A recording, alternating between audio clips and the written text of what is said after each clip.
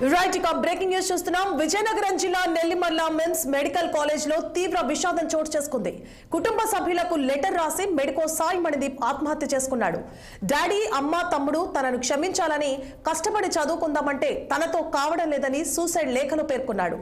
బతకాలంటే భయమేస్తోందని, గత 9 నెలల నుంచి సూసైడ్ ఆలోచనలు వస్తున్నాయని పేర్కొన్నాడు. తనలాంటి పిచ్చోడు బతకకూడదు అంటూ లేఖ రాసి పురుగుల మందు తాగి కాలేజ్ హాస్టల్లో ఆత్మహత్య చేసుకున్నాడు మణిదీప్. 10 ఏళ్లుగా చాలా కష్టపడ్డానని పేరెంట్స్ కు పశ్చాత్తాపంతో లేఖ రాయడం అందరినీ కలిచివేసింది.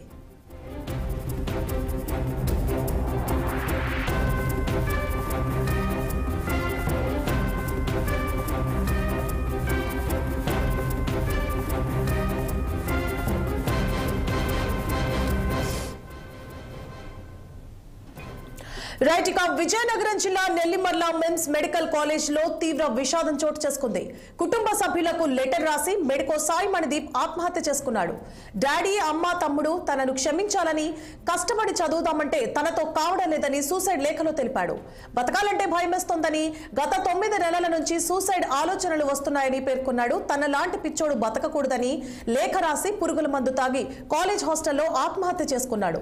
10 ఏళ్లుగా చాలా కష్టపెట్టానని పేరెంట్స్ కు పశ్చాత్తాపంతో లేఖ రాయడం అందరినీ కలిచివేసింది.